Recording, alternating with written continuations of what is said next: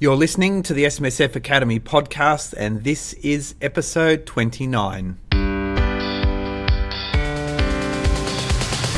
Welcome to the SMSF Academy podcast, the show designed to help professionals stay ahead of the curve. Now, here's your host, the man that's in the know and shows you how SMSF is done right, Aaron Dunn.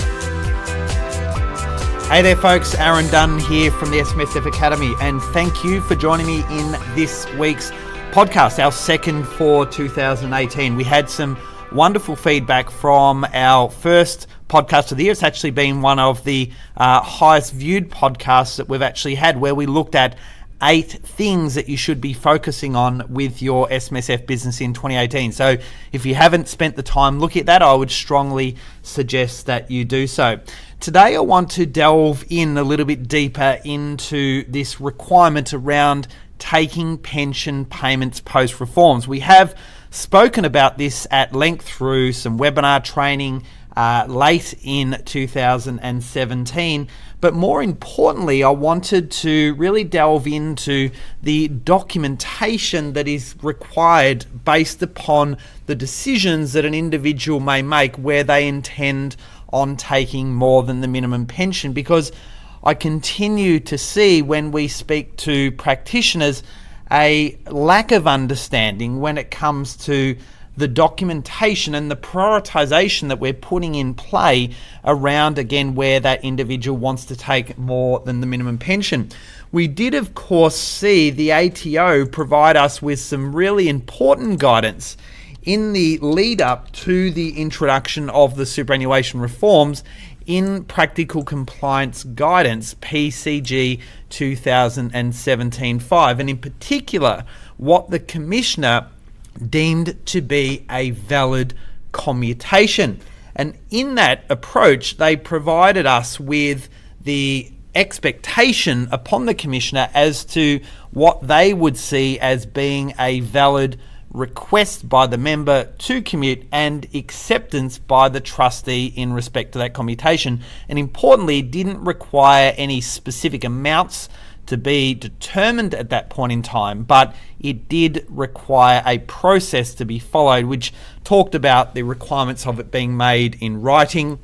whether it was a documented resolution, that it had to be prospective in its nature, so it needed to be documented before the 1st of July 2017. It needed to specify a methodology that allowed for that precise quantum of the amount commuted to be calculated, which could include that such amount be ascertained at a later point in time. It needed to specify the income stream that would be subject to that commutation, and where there was a request that covered one or more pensions, that request and acceptance needed to specify that different income stream that may be covered and the order of priority in which that commutation was to occur. And finally, it didn't conflict with any other agreement. Now, we've spoken about in the past how that guidance there has really set out a precedent in which we can follow where individuals are going to be taking more than the minimum pension, and in particular want to create a clawback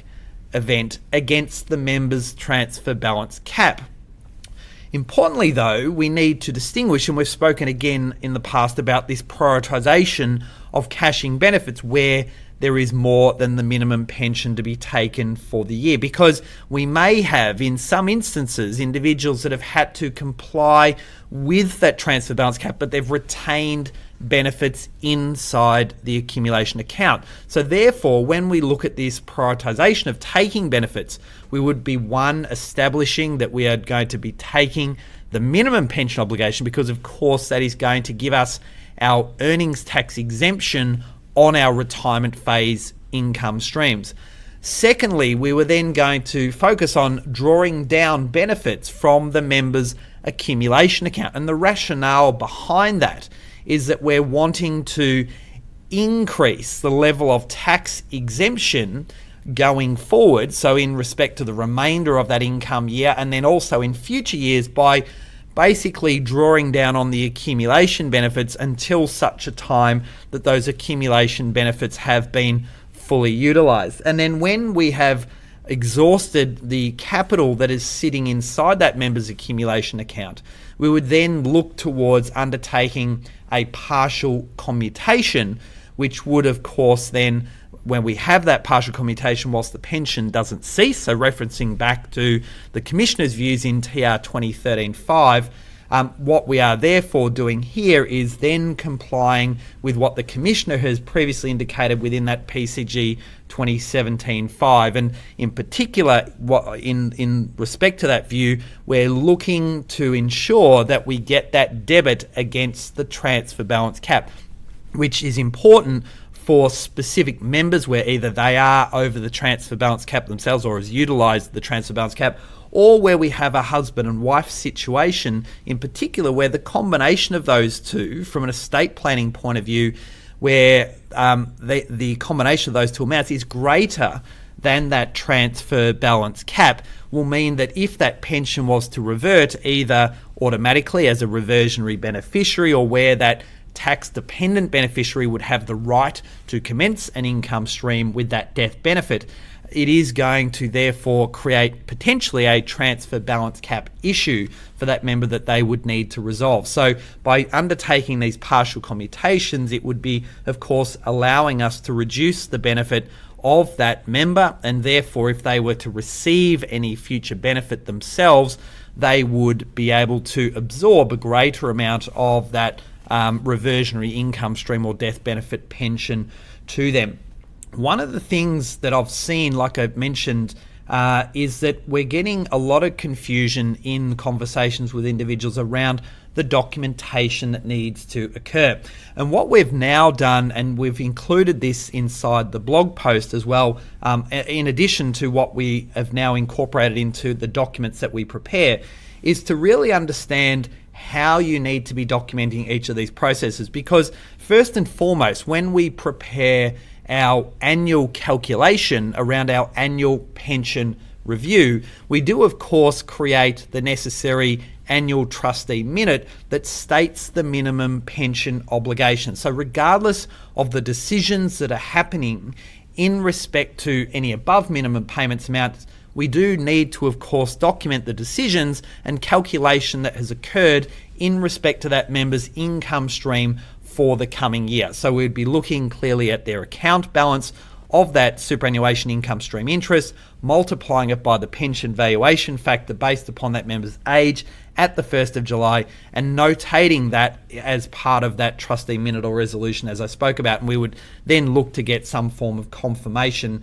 around that. Now, this is where it becomes important around what has to happen next. Because if there is a decision that any amounts above the minimum are just to be treated as pension payments, well then what we want to ensure is that we have established an acceptance by the member of that pension obligation for the year, and that they have indicated therefore that they do intend on taking an amount above the minimum, and those amounts are therefore just going to be treated as pension payments, which of course have no influence on the transfer balance cap for the remainder of that year. So it is a fairly straightforward process, and in essence would continue as has always been the case. If we look at it in the context of where the individual only has have an accumulation account in addition to their pension, and they're only going to be drawing from that accumulation interest for the above minimum amounts, this is where there's been a lot of confusion, because a lot of people are saying, well, I need to be able to generate not only our annual trustee document, but we need to put in place a member request that says, well, no, I'm going to take more than the minimum, but I'm going to be drawing this from the accumulation account. And what I've been saying to people is well, you don't have to reference inside your income stream the fact that you're going to be drawing benefits from the accumulation interest, because the accumulation interest has no bearing on the calculation that has to come from that specific income stream.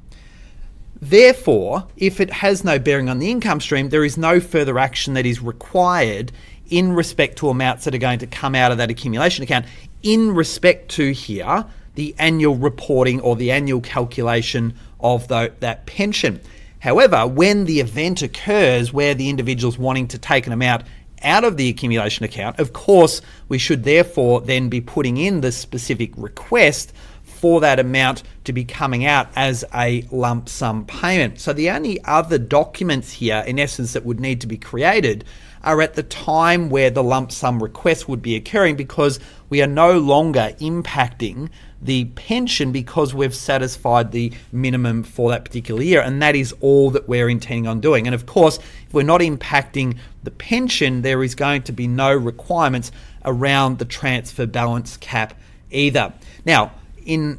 going through that process and having explained it on many occasions to individuals, once you go through that process, it does make sense. What we've kind of now done is looked at, well, how can we incorporate some middle ground here? So, because when we look at the partial commutation approach, where we're only taking it via partial commutation, or we're taking it from accumulation and partial commutation, it did provide some level of confusion. So alternatively, what you can do, and this is something that we've now introduced into our documents, if you want to incorporate the accumulation account into that documentation process, it's not going to have a bearing on the pension, but what I would suggest you do is put in place a member request that notes that any additional withdrawals will not actually impact the pension, but rather come from the accumulation account. Importantly, where this is done, it would be done prospectively, and ensuring therefore that if you wanted to make a change to that in the future, you could do so, because where we have this commutation requirement in PCG 2017, it talks about that it needed to be made before the 1st of July 2017. So therefore, it talked about the prospective nature and how that needed to be done. And importantly, that agreement that was put in place could not be subsequently revoked after the date of the agreement. If you did have any discretion to do so, it would be questionable in the eyes of the Commissioner that subsequent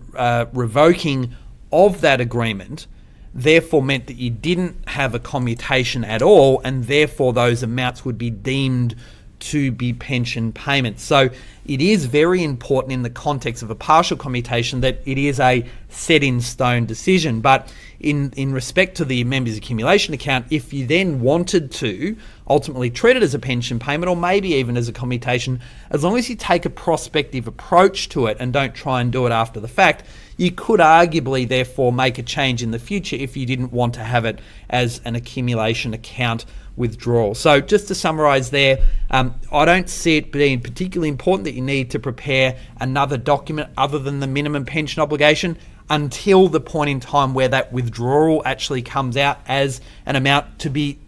debited out of the accumulation account, because it has no bearing on that account-based pension that may be being paid. Otherwise, and this is where we've now introduced this document, we've then incorporated a member request that notes that any additional withdrawal is not going to impact the pension, but will be subject to a withdrawal that is going to come out of the accumulation account of that member. So, but it would provide some level of flexibility if they want to in the future to be able to change that decision prospectively.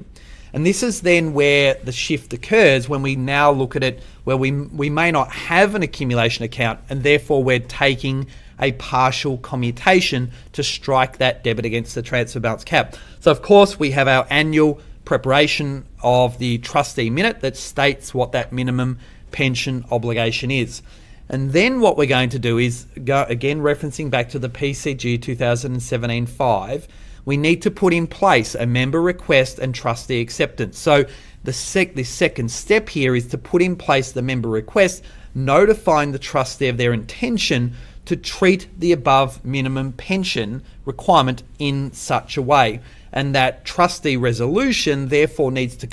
confirm acceptance of that decision, again following that framework that the Commissioner has previously provided to us. And then as we move down the path and we get to that point in time where we've taken our minimums and we're looking to strike that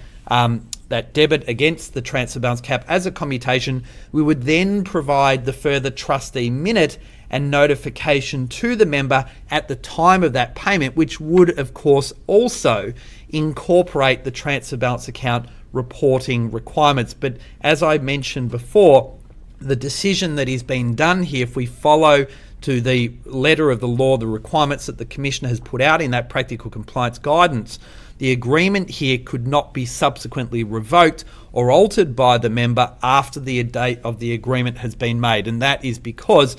if it was therefore deemed to be changed after the fact,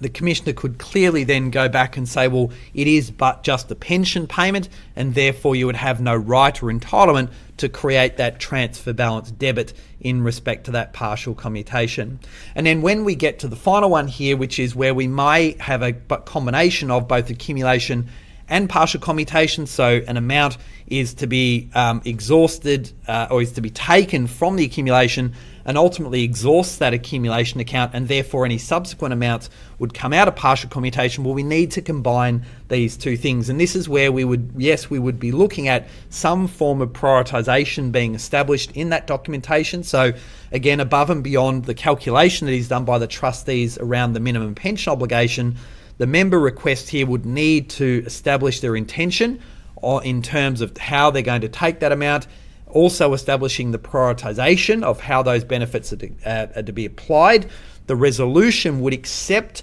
those decisions, and again in terms of the way in which that treatment is to occur. And then finally we would have that further notification and trustee minute that would occur at the time of both the lump sums that are occurring out of the accumulation account, and where a partial commutation would be occurring, we would have a similar requirement in addition to the transfer balance account reporting that would need to be done as well. So we have 4 different ways in which we need to deal with these above minimum pension payments, and therefore how you actually create the documentation in respect to these distinct decisions is going to be critically important to ensure that you are not only achieving the outcomes of what your client wants, but ensure that you satisfy what the Commissioner states is rightly a valid commutation as well. So if you want to find out a little bit more in respect to how these documents are created inside our SMSF Academy's campus platform, you can do so by contacting us, or you can register online and or look to order those documents, or inquire with us about a 14-day trial as well. So hopefully that helps to clarify. Like I said, we've had a lot of questions and trying to get an understanding around why certain documents need to be created based upon the different scenarios that occur. That table there I think is really important because it gives you some clarity in respect to the decisions that need to be made. Other than that, if you do have any other questions in respect to this specific matter, you can get in contact with me either through our website or through our various social media channels as well. The other thing I just wanted to quickly mention, and we'll get into more detail in this over the coming weeks, but we have now seen very early in the year the Treasury release a consultation paper around some of the superannuation taxation integrity measures, in particular for issues impacting a member's total superannuation balance. So this was expected, and we have now seen the first measure as part of this consultation is looking at the inclusion of the member's share of an outstanding balance of an LRBA in the total superannuation balance definition. And the second measure within this consultation forms part of the incorporating the non-arm's length expenditure being taken into account when determining whether the non-arm's length taxation rules would apply to such a transaction. So I just wanted to make you aware that both of those measures form part of this consultation. It was released on the 11th of January, so we are currently in a stage of consultation. So submissions do close on the 9th of February, so we will be going through this over the coming week or so, and we'll look to talk about this topic in some detail in one of our upcoming podcasts. But again, just wanted to make you aware that this was currently in play, and if you wanted to find out a little bit more, you can go to the Treasury website and look under consultations and download the consultation paper. So that's it. Thank you for joining me in this week's podcast. I look forward to joining you. Look forward to you joining me in next week's podcast. Have a great rest of the week, and bye for now. Thanks for listening to the SMSF Academy podcast. Please note that the podcast provides general advice only and is based upon our understanding of the law at the time of the recording. If you have any comments or questions from this podcast or wish to subscribe to the series, you can find us at the smsfacademy.com.au. Tweet us at the SMSF Academy, like us on Facebook, or connect with us on LinkedIn.